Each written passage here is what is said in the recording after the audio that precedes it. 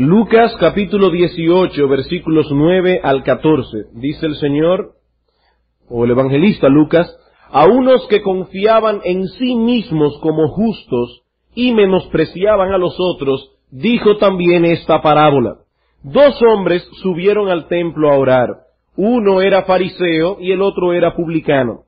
El fariseo, puesto en pie, oraba consigo mismo de esta manera: Dios, te doy gracias, porque no soy como los otros hombres, ladrones, injustos, adúlteros, ni aun como este publicano. Ayuno 2 veces a la semana y doy diezmos de todo lo que gano. Mas el publicano, estando lejos, no quería ni aun alzar los ojos al cielo, sino que se golpeaba el pecho diciendo: oh Dios, sé propicio a mí, pecador. Os digo, dice Cristo, que éste descendió a su casa justificado antes que el otro. Porque cualquiera que se enaltece será humillado, y el que se humilla será enaltecido. Una de las preguntas más cruciales, si no la más crucial, que puede hacerse o que debe hacerse un hombre pecador que está preocupado por el estado eterno de su alma es: ¿cómo puede un hombre pecador ser aceptado por un Dios justo? En otras palabras, reconociendo que nosotros somos pecadores y reconociendo que Dios es infinitamente santo y justo, ¿cómo podemos nosotros ser aceptados por Él? Nosotros que somos pecadores, Él que es santo y justo. Y en una forma de enseñanza bien característica, el Señor Jesucristo trata o intenta responder esa misma pregunta en este pasaje. Entre las personas que acostumbraban a oír las enseñanzas de Cristo, el Señor se dio cuenta que allí habían algunas personas que confiaban en sí mismos como justos y al mismo tiempo, por supuesto, ellos menospreciaban a los otros. Eran hombres que tenían fe. Noten que el texto dice que el Señor vio allí algunos hombres que confiaban, eran hombres de fe. El problema de estos hombres era que su fe estaba mal depositada. Ellos confiaban, pero en sí mismos. Ellos tenían fe, pero una fe que estaba mal depositada. Ellos confiaban en sí mismos. En la mente de estos hombres, ellos iban a ser aceptados por Dios, pero en base a lo que ellos eran y en base a las cosas que ellos hacían. Si usted le preguntaba a uno de esos hombres qué va a pasar con tu alma el día de tu muerte, ellos hubieran respondido sin ninguna duda: yo estaré delante de la presencia del Señor. Eran hombres de fe. Ellos confiaban en sí mismos como justos. Cuando ellos se veían a sí mismos, no se veían dentro de sí nada que los apartara de la presencia del Señor. Ellos estaban completamente seguros de que Dios los iba a aceptar en su santa morada. Y es precisamente para destruir ese sentido de autoconfianza que el Señor Jesucristo da la parábola del fariseo y el publicano. Y para hacerlo, Él cuenta una historia muy simple. 2 hombres subieron al templo a orar. Uno de ellos finalmente descendió a su casa habiendo sido aceptado por Dios, y el otro, el que confiaba en sí mismo, descendió a su casa sumido en la condenación y con la ira de Dios morando sobre él.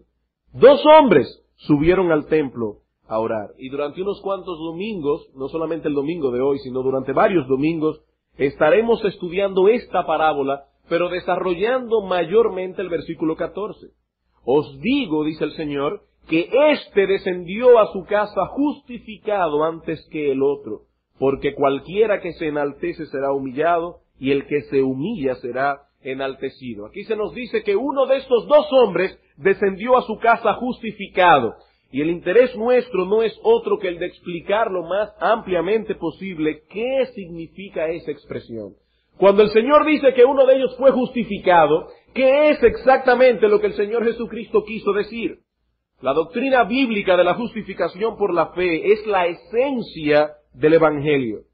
Y cuando decimos que es la esencia del Evangelio, lo que estamos diciendo es que no es posible estar verdaderamente convertido sin comprender al menos lo esencial de esta doctrina.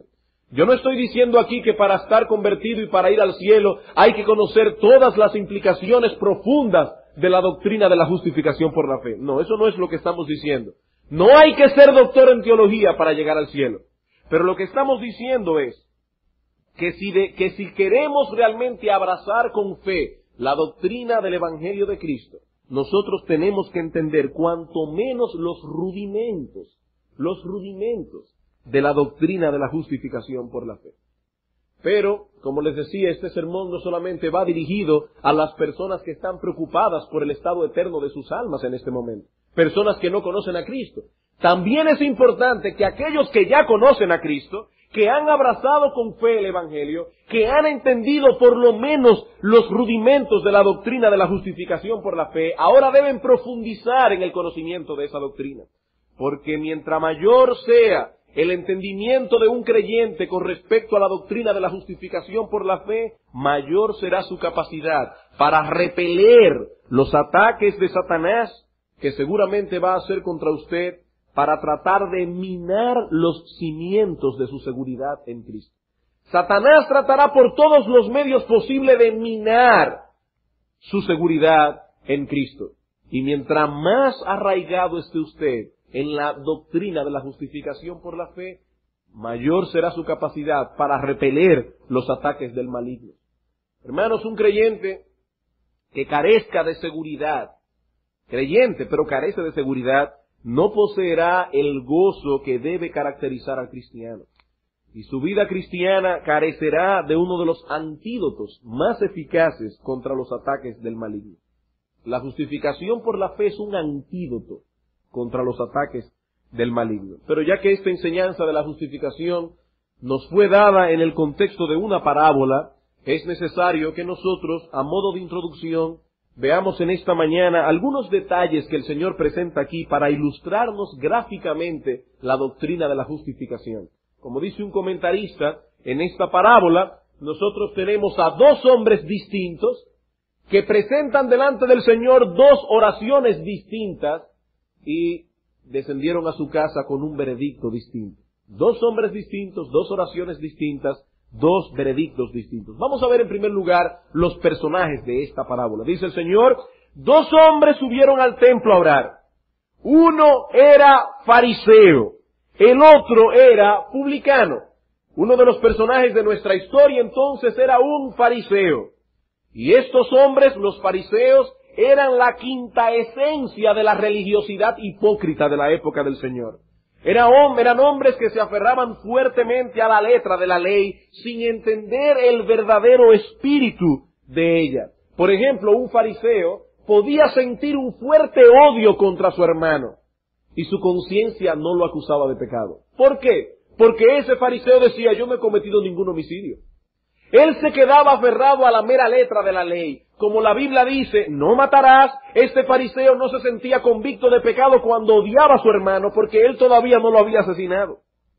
Ellos cumplían cuidadosamente todos los rituales externos de la ley, pero perdían esos elementos de la ley que tienen que ver con el estado de sus almas. Ellos cumplían meramente los rituales externos de la ley, pero no tenían nada que ver con lo que la ley hacía en el corazón de un hombre. En una ocasión el Señor Jesucristo, reprendiendo a estos fariseos hipócritas, les dijo en un sermón, ¡ay de vosotros, escribas y fariseos hipócritas! Porque diezmáis la menta y el eneldo y el comino. Yo creo que algunas hermanas saben muy bien lo que se está refiriendo aquí. Por lo menos el comino es muy usual aquí en República Dominicana para hacer algunos platos. El comino es una semillita bien pequeñita.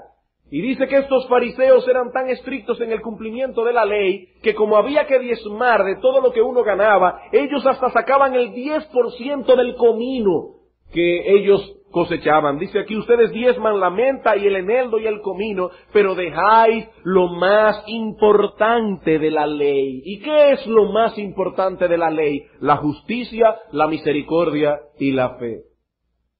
Y más adelante dice el Señor allí, guías ciegos, que coláis el mosquito, y la palabra griega es el mime. Ustedes cuelan un mime, pero se tragan un camello.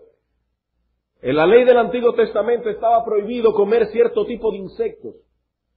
Y los fariseos decían, ¿y cómo yo sé que si yo me tomo, por ejemplo, un vaso de vino en el lagar donde se cosechó donde se hizo ese vino, no habrá caído algún mime? Entonces ellos no podían, como no querían tragarse el mime, no se podían tomar el vino con la boca completamente abierta, sino que ellos cerraban los dientes para que el vino pasara por entre los dientes, y si había algún mime en el vino se le quedara entre los dientes. Y dice Cristo, ustedes cuelan hasta un mime, pero se tragan un camello. Son personas que se aferran a lo externo de la ley, pero no han entendido el espíritu de ella. Son personas que no cumplen realmente el alma de la ley. Ustedes han dejado la misericordia, la justicia y la fe. Por otro lado, estos hombres estaban más preocupados por su reputación delante de los hombres que por su reputación delante de Dios.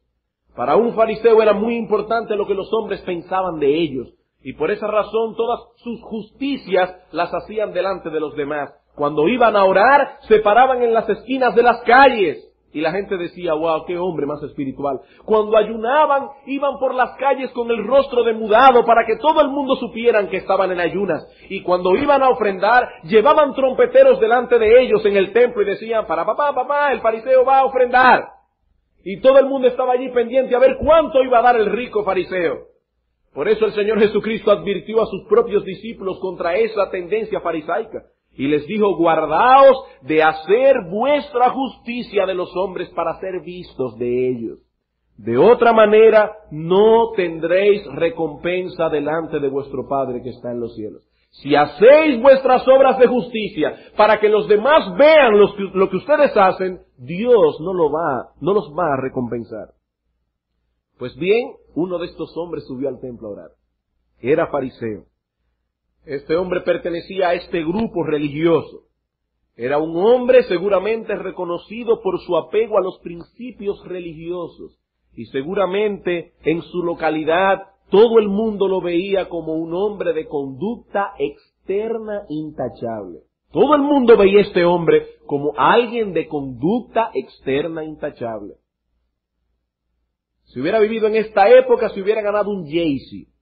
Un hombre de conducta externa intachable. Era todo un moralista, un señor de sociedad, respetado seguramente en todos los clubes de Jerusalén. Pero también subió al templo a orar un publicano. Y el Señor escogió muy sabiamente a sus personajes, un fariseo y un publicano. Aquí se encontraban bajo el mismo techo del templo los dos extremos religiosos de la sociedad judía. ¿Y quién era un publicano? La palabra publicano no significa más que cobrador de impuestos. Yo creo que eso aquí en este país lo dice todo. Era un cobrador de impuestos. Este hombre tenía la mezquina tarea de cobrar los impuestos a sus hermanos de raza, los judíos, para entregárselos al romano opresor. Ustedes recuerdan que cuando Cristo nació, el imperio romano estaba gobernando Israel. Y por lo tanto, ellos tenían que pagar impuestos al imperio romano. Pues bien, los romanos utilizaban a judíos para cobrar impuestos a los judíos para entregárselos a los romanos. Así que estos hombres delante del pueblo eran considerados como traidores. Pero no solamente eran traidores, sino también extorsionadores. Y si esa palabra suena muy fina, y sobre todo para los niños que están aquí, cuando decimos que eran extorsionadores, lo que estamos diciendo es que eran unos ladrones.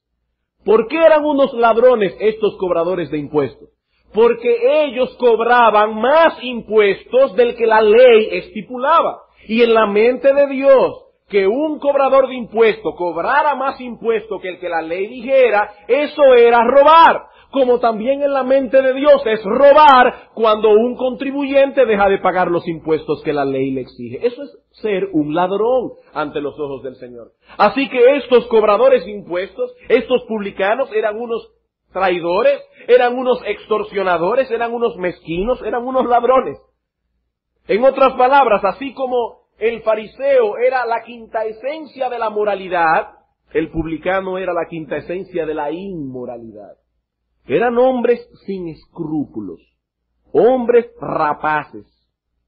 Y aquí en nuestra historia aparecen estos dos hombres, tan distintos entre sí, y ambos van al templo a orar. Y por supuesto ofrecieron dos oraciones distintas. Quiero aclarar aquí, hermanos, que el templo de Jerusalén, fíjense que dice que ambos fueron al templo a orar. El templo de Jerusalén no era usado únicamente para presentar sacrificios o cualquier otro tipo de adoración pública, sino que también el templo era usado para las devociones privadas. Así que no es extraño que estos hombres subieran precisamente al templo a orar. Pero lo que yo quiero que ustedes noten con cuidado es la oración de cada uno de ellos. Noten, por ejemplo, la oración del fariseo. Dice aquí, en primer lugar, el fariseo puesto en pie. Noten qué postura tenía el fariseo para orar. El orar de pie no era un pecado. Nosotros vemos en la Biblia que muchos hombres piadosos en ciertas circunstancias oraban de pie. Aparentemente el mismo Señor Jesucristo, cuando iba camino al huerto de Getsemaní, ofreció la oración sacerdotal que encontramos en Juan capítulo 17, y lo más seguro la ofreció de pie. Pero lo que el texto quiere enfatizar es la postura orgullosa de este hombre. Él no estaba postrado delante de Dios, no, él estaba de pie. Él poseía un corazón orgulloso. No sabemos exactamente dónde fue que este fariseo se situó en el templo para orar, pero si lo comparamos con el versículo 13, vamos a ver que allí se nos dice que el publicano estaba lejos. Eso quiere decir que el fariseo estaba cerca. ¿Cerca de qué? Cerca del santuario, cerca del lugar santísimo. Es decir, que este hombre no encontraba o no veía en su interior nada que lo separara de Dios. Él podía estar de pie cerca del lugar santísimo y orarle a Dios. Por otra parte, es interesante ver a quién oraba el fariseo, a quién él estaba realmente ofreciendo su oración. Dice aquí, el fariseo puesto en pie oraba consigo mismo. Él no estaba consciente de que los ojos de un Dios todopoderoso, santo y justo estaban viéndolo en ese momento. No, él estaba realmente más pendiente al oído de los que estaban adorando en el templo. Él estaba más bien pendiente a que sus palabras sonaran bien hermosas al oído de los otros adoradores, no delante de Dios. Él oraba consigo mismo. Era una oración autogratificante. Él se sentía bien mientras oraba. Fíjense que este hombre menciona a Dios al principio, porque toda oración, por supuesto, debería ser dedicada a Dios. Él dice, Dios, y hasta tiene una acción de gracias, te doy gracias. Pero si ustedes notan cuidadosamente esta oración, se van a dar cuenta que él menciona a Dios al principio, pero en el resto de la oración no aparece ni una palabra de adoración al Señor. ¿Por qué? Porque este hombre no estaba pensando en Dios. Él no estaba consciente de que Dios estaba oyendo su oración. Y por otra parte, allí no aparece en ningún momento una confesión de pecado. Si este hombre hubiera tenido la conciencia de que él estaba delante de la presencia de un Dios justo, le hubiera sucedido lo mismo que a Isaías cuando estaba orando en el templo y tuvo una visión de la gloria de Dios. ¿Y qué dijo Isaías? ¡Ay de mí que soy muerto! Porque siendo un hombre inmundo de labios y habitando en medio de un pueblo que tiene labios inmundos, han visto mis ojos al Rey. Pero este fariseo no estaba consciente de su propia pecaminosidad, porque él no estaba consciente de la presencia de Dios. Noten la oración de este hombre. Dios, te doy gracias, porque no soy como los otros hombres. Está dando gracias al Señor. Ladrones, injustos, adúlteros, ni aun como ese publicano. Esta oración no es otra cosa que la expresión de un hombre que está contento consigo mismo. La expresión de un hombre que está conforme, contento consigo mismo. ¿Y por qué estaba contento este fariseo consigo mismo? Bueno, él estaba contento con él por dos cosas. En primer lugar, por lo que él era. Noten que él dice, yo no soy como los otros hombres. Y en segundo lugar, él estaba contento consigo mismo por la fidelidad con que él cumplía sus deberes religiosos. Versículo 12. Ayuno 2 veces a la semana y doy diezmos de todo lo que gano. Para el fariseo, la base de la aceptación de Dios es lo que nosotros somos y lo que hacemos. Él estaba seguro de que Dios lo aceptaba en su presencia. ¿Por qué? Por lo que él era y por lo que él hacía. Y yo creo que quizás en esta mañana, aquí en este templo, tienen que haber algunas personas que tengan ese mismo concepto del fariseo, aunque tal vez no se atrevan a expresarlo tan claramente. Hay que ser muy orgulloso para que una persona diga, wow, qué bueno que yo no soy como las demás personas. Pero hay algunas personas que quizás no se atreven a expresarlo de esa manera, pero lo piensan. Ellos piensan que serán admitidos ante la presencia de Dios por lo que ellos son y por lo que ellos hacen.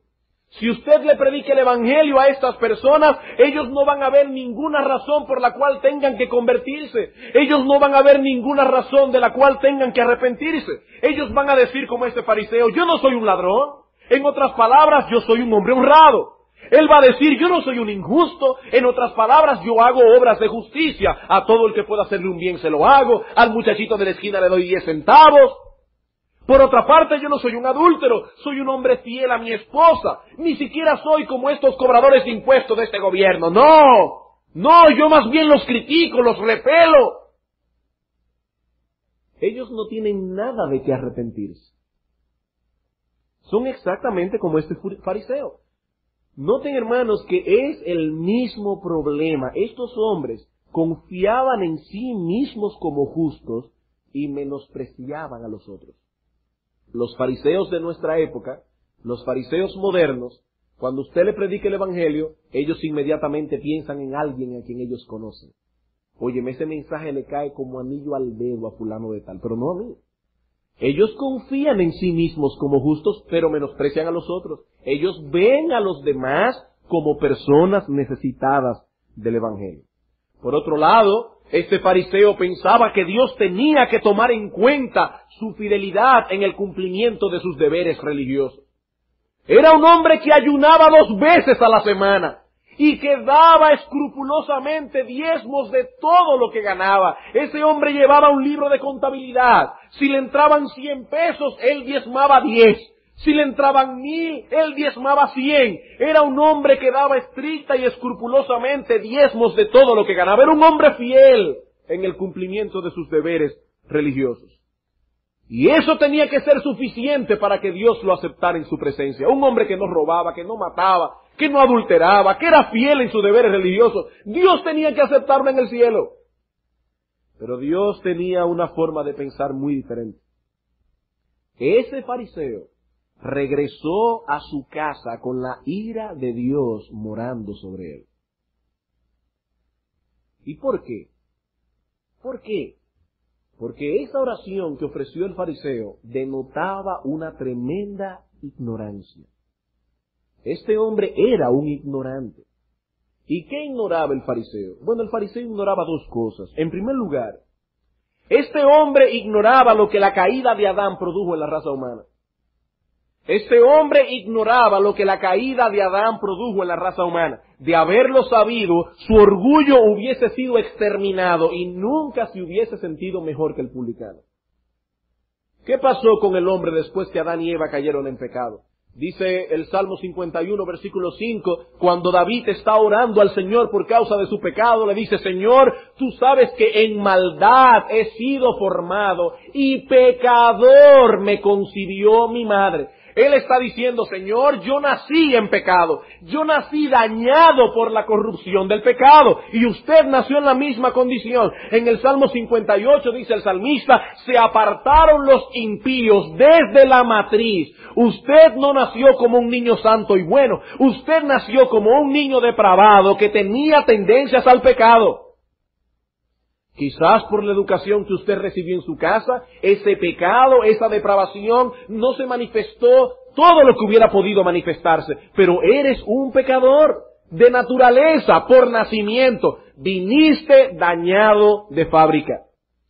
En Isaías capítulo 64, versículo 6, dice el profeta, si bien todos nosotros somos como suciedad y como trapo de inmundicia delante de Dios. Nuestras obras justas para Dios son un trapo de inmundicia.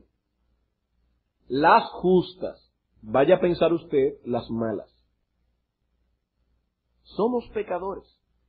Y la sentencia divina en ese sentido es clarísima. En Romanos capítulo 3, versículo 9 en adelante, dice el apóstol Pablo, ya hemos acusado a judíos y a gentiles que todos están bajo pecado. Y más adelante dice, porque no hay justo ni aún uno. Todos se desviaron, todos se extraviaron, a una se hicieron inútiles. No hay quien haga lo bueno, no hay en el mundo entero ni siquiera uno.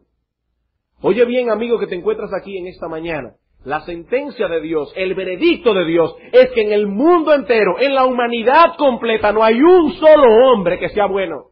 No hay un solo hombre que sea justo, y tú no estás exceptuado en el texto bíblico. En Efesios capítulo 2, versículo 1 en adelante, dice que Cristo nos dio vida cuando estábamos muertos en nuestros delitos y pecados, en lo cual, dice Pablo, todos nosotros anduvimos en otro tiempo, siguiendo la corriente de este mundo, por el espíritu que ahora opera en los hijos de desobediencia, y éramos todos, por naturaleza, hijos de ira, lo mismo que los demás. Todos nosotros. Pero este fariseo ignoraba eso. Él no sabía que en él había tanta corrupción, porque era un hombre religioso, porque era un hombre moralista. Y en segundo lugar, este fariseo ignoraba el alcance real de la ley de Dios. Este hombre fariseo ignoraba el alcance real de la ley de Dios. Cuando ellos pensaban en homicidios y cosas semejantes, no podían ir más allá que del acto homicida. Bueno, yo no he matado a nadie porque yo nunca le he pegado un balazo a nadie en la cabeza. Pero dice Cristo, el que odia a su hermano ya es un homicida. Dice Cristo, el que ve a una mujer que no es la suya con ojos de codicia, ya cometió adulterio en su corazón. Ese es el alcance real de la ley. Este fariseo conocía muy bien la ley, pero no entendía la naturaleza de esa ley. Porque de haberla comprendido, nunca hubiesen visto la ley como un medio de salvación, sino más bien como un medio de condenación. Amigo, si tú crees que te vas a salvar por cumplir los 10 mandamientos, déjame darte una mala noticia. Nadie se va a salvar por cumplir los 10 mandamientos. Porque Dios no dio los 10 mandamientos, ni ningún mandamiento de la Biblia para salvar a nadie. La ley fue dada en la Escritura simple y llanamente como un espejo para que tú te veas delante de ese espejo y te des cuenta que tú no puedes cumplir las demandas de la ley. Vamos a Romanos capítulo 3 un momento. Romanos capítulo 3. Vamos a ver allí cuál es el alcance de la ley. ¿Para qué Dios nos dio la ley? Romanos capítulo 3. Versículo 19 y 20. Dice el apóstol Pablo, pero sabemos que todo lo que la ley dice, lo dice a los que están bajo la ley. ¿Para qué? Siempre que ustedes vean en la Biblia un para, ya ustedes están viendo un propósito. ¿Cuál es el propósito de la ley? Para que toda boca se cierre y todo el mundo quede bajo el juicio de Dios. Fue para eso que Dios dio la ley. Ya que por las obras de la ley, ningún ser humano será justificado delante de Dios, porque por medio de la ley es el conocimiento del pecado. Allí no dice que por medio de la ley es el camino al cielo. No, por medio de la ley simplemente viene el conocimiento del pecado. ¿Cómo funciona esta mecánica de la ley? Bueno, un individuo está por el mundo tranquilamente, viviendo tranquilamente. Él cree que Dios no puede condenarlo. ¿Cómo va a ser? Si yo nunca he matado, yo nunca he robado, etcétera, etcétera.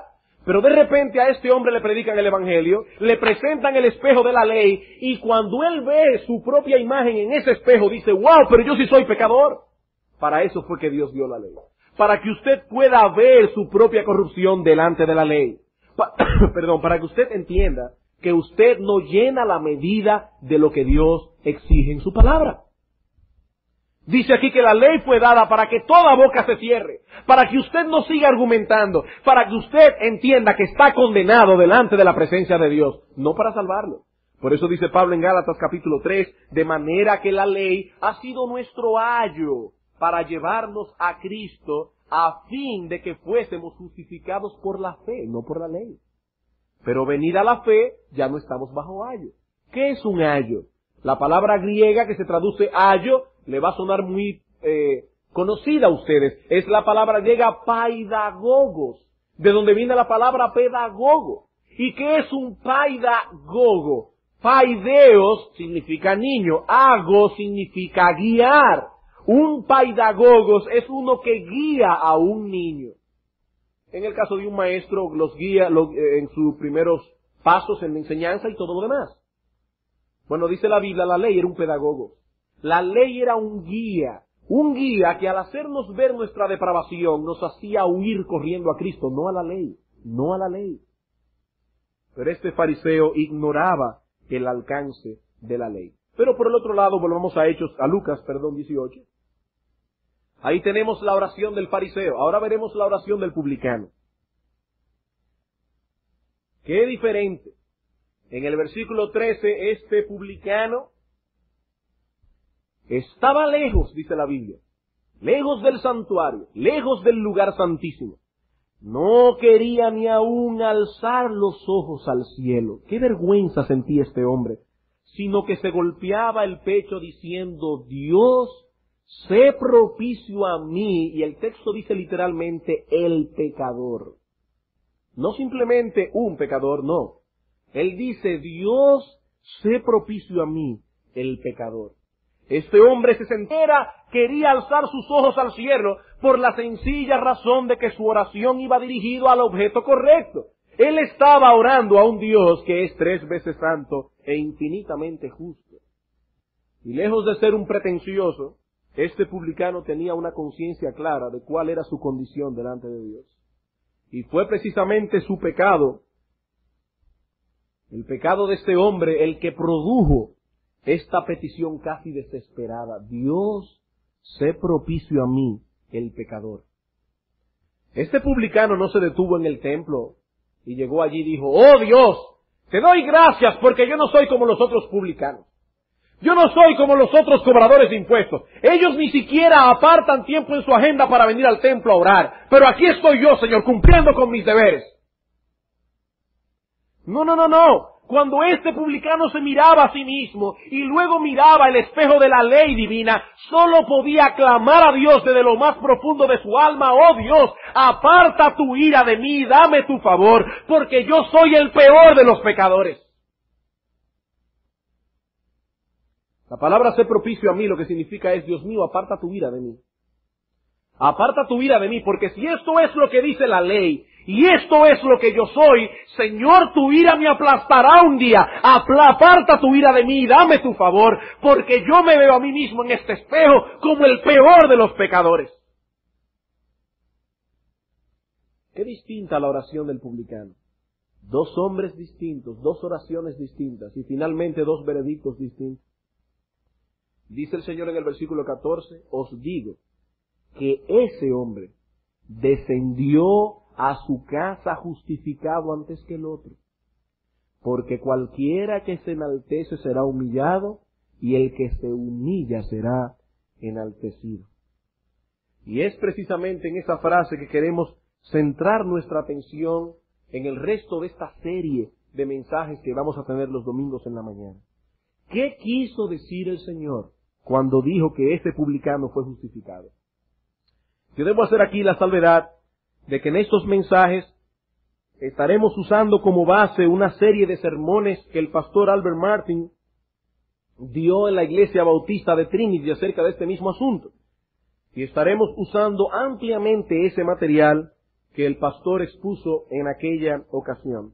Por ahora, ya que vimos algunos detalles de la parábola, vamos a ver simplemente ya para concluir brevemente ¿qué significa la palabra justificación? Es lo primero que vamos a ver en esta serie de mensajes sobre la justificación. Todo lo que vimos antes fue a modo de introducción. Vamos a ver ahora el significado bíblico de la palabra justificación. En primer lugar, el significado bíblico de la palabra justificación. Cuando estamos tratando con una palabra en el contexto de una declaración doctrinal, como es el caso, nosotros debemos definir dicha palabra bíblicamente. Es decir, es la misma Escritura la que debe arrojarnos la luz necesaria para que nosotros sepamos cuál es el significado específico que debemos asignar a cada término que nosotros vamos a usar. Siendo la justificación una doctrina esencial del Evangelio, nosotros tenemos que tener mucho cuidado en la forma en que nosotros definimos ese término. Yo no voy a definir la doctrina ahora, eso lo haremos el domingo próximo. Lo único que yo quiero hacer en esta mañana es tratar de definir el significado de la palabra justificación. La palabra justificación siempre es usada en la Escritura en un contexto legal. Es la palabra usada en el tribunal cuando a un acusado, alguien que se le acusa de un crimen, de haber violado la ley, se le declara como justo o inocente de los cargos que se le imputan. Eso es justificar. Declarar justo o inocente a un acusado de todos los cargos que a ese acusado se le imputan. Es decir, que justificar no es otra cosa que declarar justa a una persona. ¿Qué es justificar? Declarar justa a una persona. Y cuando tal persona ha sido declarada justa, entonces tal persona es considerada como si nunca hubiese quebrantado la ley. Nunca esa persona rompió un plato. Cuando a esa persona se le dice que ha sido justificada, eso quiere decir que esa persona ha sido declarada justa. En la mente de Dios ya esa persona no ha violado la ley en nada. Por el contrario, esa persona es considerada como alguien que ha guardado perfectamente la ley. Es una declaración legal. Noten que yo no estoy diciendo aquí, hermanos, y esto es muy importante. Abran sus oídos. Justificar no es hacer que un injusto se vuelva justo. Eso no es justificar. Quiero hacer la salvedad aquí de que la Iglesia Católica Romana tiene la doctrina de que justificar es que Dios hace justo a una persona.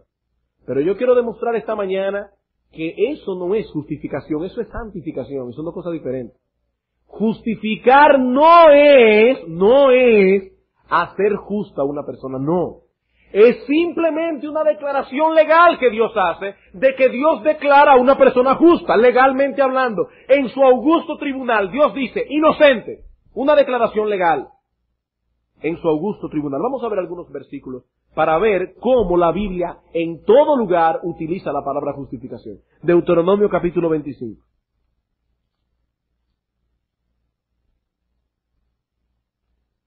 Deuteronomio capítulo 25. Dentro de un momentico vamos a ver por qué tenemos que hacer esa diferenciación. No es un problema de terminología simplemente, no. Una doctrina es herética, la otra es bíblica. No es un problema de terminología simplemente. En Deuteronomio capítulo 25, versículo 1 dice, si hubiere pleito entre algunos y acudieren al tribunal, aquí está hablando ya no de la justificación por la fe, sino de un tribunal normal, humano, para que los jueces los juzguen, estos, y el texto hebreo dice, justificarán al justo y condenarán al culpable. ¿Qué quiere decir este versículo?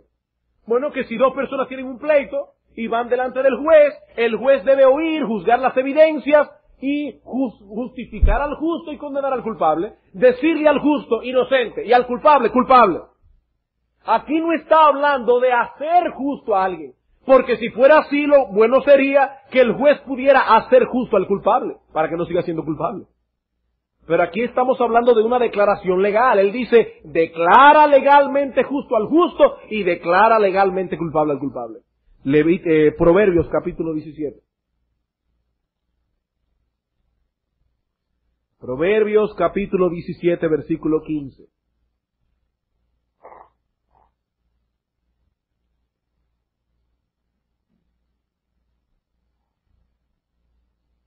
Otra vez hablando en contexto de un tribunal humano, no del tribunal divino, dice, el que justifica al impío y el que condena al justo, ambos son igualmente abominación a Jehová. ¿Por qué esto es abominable delante del Señor? Porque aquí está hablando de un juez que posiblemente luego de haber aceptado soborno, declara culpable al inocente y declara inocente al culpable. Y dice, eso es abominación a Jehová. Hermanos, déjenme hacer una nota entre paréntesis aquí. Nuestros jueces y todos los jueces del mundo que han hecho esto, algún día se pararán delante del tribunal de Dios y van a tener que dar cuentas por esta abominación. Dios le va a decir, ¿te acuerdas el día tal y tal y tal y tal? ¿Cómo aceptaste soborno? ¿Justificaste al impío y condenaste al culpable? Y ese juez tendrá que temblar delante de la presencia del juez infalible que lo enviará al infierno por esa abominación. Otro texto, Lucas capítulo 7, versículo 29. Lucas capítulo 7, versículo 29. Aquí se nos está hablando de el ministerio de Juan el Bautista. El Señor está diciendo que de los nacidos de mujer no ha habido un hombre más grande que Juan el Bautista. Y dice él, y todo el pueblo y los publicanos, cuando lo oyeron, justificaron a Dios bautizándose con el bautismo de Juan. Aquí vemos claramente que la justificación es una declaración, porque aquí dice que los pecadores justificaron a Dios. Es decir, ellos declararon al bautizarse Dios es justo. Juan el Bautista estaba diciendo, ya el hacha está a la raíz de todos los árboles. El que no se arrepiente de sus pecados será condenado. Cuando los pecadores se bautizaban, ellos estaban diciendo con su acción, Dios es justo. Si Él nos condena, es por nuestro propio pecado. Y lo que Juan el Bautista está predicando es completamente verdad. Ellos justificaron a Dios. Es decir, declararon que Dios era justo si los condenaba. Lucas capítulo 16. Fíjense, hermanos, que justificar no puede ser hacer justo a alguien. Porque ¿cómo puede ser que pecadores hagan a Dios más justo de lo que Él es? Eso es imposible. Es una declaración simplemente. Ellos están declarando Dios es justo. Lucas capítulo 16, versículo 14 al 15. El Señor está diciendo, cuidado con el amor al dinero. Y oían también todas estas cosas los fariseos que eran avaros y se burlaban de Él. Entonces Él les dijo, vosotros sois los que os justificáis a vosotros mismos delante de los hombres. Mas Dios conoce vuestros corazones, porque lo que los hombres tienen por sublime delante de Dios es abominación. ¿Qué está diciendo el Señor aquí a los fariseos? Ustedes se justifican a sí mismos. Ustedes declaran a los demás que son justos por las obras que hacen, pero esas obras que ustedes tienen por sublime delante de Dios son abominación. Por otro lado, vemos en la Biblia que en varios textos aparece la palabra justificación como opuesta a la palabra condenación. ¿Y qué es, hermanos, condenar a una persona? ¿Es condenar a una persona a hacerla mala? No. Condenar a una persona es declarar que alguien es malo. Y si condenar no es hacer malo a alguien, justificar no puede ser hacer justo, porque ambas ideas son opuestas entre sí. Condenar es declarar que una persona es culpable, justificar es declarar que una persona es inocente. Romanos capítulo 8, versículo 33 al 34. Romanos capítulo 8, versículo 33 al 34. Dice aquí, ¿quién acusará a los escogidos de Dios si Dios es el que justifica? ¿Quién es el que condenará si Cristo es el que murió? ¿Qué está diciendo Pablo aquí? ¿Quién puede condenar a un escogido de Dios? Nadie. Porque Dios, que es un juez justo, un juez infalible, cuyo veredicto es inapelable, ese Dios declaró que el pecador es justo. Eso es justificación. Justificar es declarar inocente a una persona. Hermanos, esta es la gran diferencia que existe entre justificación y santificación. Y ahí que está el problema de la doctrina católica romana. Ellos han confundido la justificación con la santificación. Y vamos a ver en un momentico que son dos cosas diferentes. En la santificación, el Espíritu Santo nos capacita para tener victoria sobre el pecado y al mismo tiempo para implementar en nosotros hábitos de santidad. Eso es santificación. Pero en la justificación, Dios trata únicamente con la condena legal que pesa sobre nosotros por haber transgredido la ley. Vamos a ilustrarlo de una manera sencilla para que todos me entiendan. Vamos a suponer que delante de un tribunal humano llega un hombre que tiene cáncer, pero resulta que ese individuo ha transgredido la ley dominicana. Ese hombre tiene dos problemas, uno físico y otro legal. ¿Cuál es su problema físico? Él tiene cáncer. ¿Cuál es su problema legal? Él ha transgredido la ley. Cuando ese hombre se para delante del juez, ese juez no va a tratar con su cáncer porque él no es un médico. Ese juez simplemente va a tratar con el problema judicial que ese hombre tiene con la ley. Ese hombre ha transgredido la ley y ese juez tiene que declarar a ese hombre o justo o injusto, o culpable o inocente. Luego que él salga del tribunal, irá al médico para que el médico trate con su cáncer. En la justificación, el Señor está tratando con nosotros como juez, no como médico. Ahora bien, el pecador tiene dos problemas. Por un lado, el cáncer del pecado lo ha corrompido por completo. Y por el otro lado, ese pecador ha violado la ley y tiene que ser condenado por Dios. Dios en la justificación declara justo a ese pecador y en la santificación trata con el problema de su cáncer. Hermanos, Dios no justifica a nadie que no santifica. La justificación y la santificación son dos obras que están interrelacionadas en la obra de redención. Ninguna persona que no ha sido santificada puede decir que ha sido justificada, porque Dios al que justifica, santifica. Pero son dos obras distintas y en nuestras mentes tenemos que entender que son dos cosas diferentes.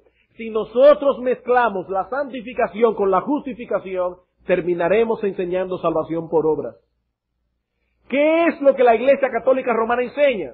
Que la justificación es la obra que Dios hace en un pecador, a través del cual Dios capacita al pecador para hacer buenas obras. Si el pecador hace buenas obras, Dios lo va a salvar. Pero hermanos, dice la Biblia que Dios justifica al impío sin tomar en cuenta las obras que ese impío haga. La justificación es por la fe, sin las obras de la ley. Dios no va a justificar a nadie por las buenas obras que haga, por una razón muy simple. Dice la Biblia que nadie puede salvarse cumpliendo las obras de la ley, porque para salvarse de esa forma tendría que cumplir la ley perfectamente. Y usted y yo sabemos, amigo mío, que usted ha violado la ley muchas veces.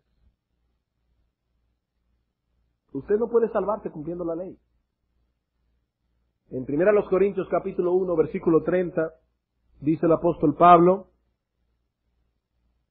que nadie se jacte en la presencia de Dios, porque por Él, es decir, por Dios, estáis vosotros en Cristo Jesús, el cual nos ha sido hecho por Dios sabiduría, justificación, santificación y redención. Y hermanos, si Dios utilizó aquí dos términos distintos, es porque está hablando de dos cosas distintas. Dice que en Cristo nosotros hemos sido hechos santificación y justificación, ambas cosas al mismo tiempo, pero son dos cosas diferentes. Ambas obras ocurren en la redención, pero debemos estar claros, hermanos, de que son dos obras distintas. Volvamos ahora a Lucas otra vez para concluir aquí. Ya la semana que viene seguiremos ampliando esto. Aquí tenemos a un fariseo y a un publicano delante del tribunal divino. Uno fue declarado inocente, mientras el otro fue declarado culpable. Lo que tenemos que preguntarnos ahora es, ¿y por qué razón el publicano fue declarado inocente? Por una razón muy simple, hermanos, porque la gracia de Dios actuó en ese hombre. Porque la gracia de Dios actuó en ese hombre. Dice la Biblia en Romanos capítulo 3 que nosotros somos justificados gratuitamente por su gracia. ¿Por qué algunas personas son justificadas? Porque Dios los justifica por su gracia. ¿Y cómo sabemos que la gracia de Dios actuó en ese publicano? Sabemos que la gracia de Dios actuó en ese hombre por la forma en que él reaccionó ante la ley de Dios y ante su propia pecaminosidad. Por eso sabemos que la gracia de Dios actuó en él. Este hombre tomó bien en serio el hecho de que él estaba delante del tribunal de Dios y que en ese tribunal él no saldría absuelto por causa de sus pecados. Amigo, ningún hombre, oiga bien, ningún hombre puede ser justificado hasta que su conciencia no sea afectada por la carga de ese hecho solemne. Ningún hombre puede ser justificado hasta que él no tenga la misma conciencia de ese publicano. Estamos delante del tribunal divino y en ese tribunal no podríamos salir absueltos de ningún modo. Dice el salmista en el Salmo 143, oh Jehová, no entres en juicio con tu siervo, porque no se justificará delante de ti ningún ser humano. Y amigo, óyeme bien, hasta que tu conciencia no sea afectada por esa verdad, nunca serás justificado delante de Dios. Y yo te pregunto en esta mañana, ¿es esa conciencia una carga para ti? Yo no te estoy preguntando si tú crees en Dios, yo no te estoy preguntando si tú perteneces a esta o aquella religión, ni siquiera te estoy preguntando si eres miembro de esta iglesia. Te estoy preguntando, comprende que eres una criatura que habrá de darle cuentas a un Dios en su augusto tribunal que es perfectamente justo y que tus obras te condenarán. ¿Tú entiendes eso? ¿Entiendes que tus obras te mandarán al infierno? Es lo que te estoy preguntando. Amigo pecador, óyeme bien. Allí está el tribunal de Dios, donde el juez infalible, ha de juzgarte algún día de acuerdo con su ley y nunca será justificado delante de él ningún ser humano que no tome en serio estas cosas. Y yo te pregunto, ¿cómo regresarás hoy a tu casa? ¿Cómo regresarás hoy a tu casa? ¿Justificado como el publicano? ¿O sumido en la culpabilidad y la ira de Dios sobre ti como el fariseo? Ese hombre pecador en quien la gracia de Dios actuó para hacerle comprender el juicio de Dios y la pecaminosidad de su pecado, ese hombre fue declarado legalmente justo ante Dios. Es como si Cristo le hubiera dicho, amigo publicano, vete en paz, todos tus pecados te son perdonados. No continúes en tu vida de pecado, has sido aceptado por Dios. Has sido aceptado por Dios. Ese hombre, ese publicano, que no tenía nada que presentar delante de Dios que no sea su pecado, que no podía hacer alarde de religiosidad como el fariseo, cuya conciencia culpable lo mantenía tan avergonzado que no se atrevía a acercarse a Dios, ese hombre fue declarado inocente. Y te digo en esta mañana, hasta que tú no entiendas que estás en pecado, que estás corrompido y huyas buscando misericordia delante del trono divino, no serás justificado delante de Dios. ¿Cómo descenderás a tu casa esta mañana? ¿Justificado como el publicano? ¿O con la ira de Dios morando sobre ti por tu orgullo como el fariseo? Vamos a orar. Oh Señor, hemos estado pidiendo a ti, clamando a ti, porque tu gracia que es impartida soberanamente sobre los hijos de los hombres se derrame en esta congregación en esta mañana. Señor, tu palabra ha sido predicada, tu ley ha sido expuesta. Solo nos resta suplicarte que tu Santo Espíritu pueda herir, oh Señor, las conciencias de los pecadores que se encuentran en nuestro medio, para que huyan a tu trono de gracia clamando por misericordia en este día. Permite, oh Señor, que algunos aquí puedan descender a su casa justificados en este día y que la ira de Dios no continúe morando sobre ellos. Te lo suplicamos en el nombre de Jesús.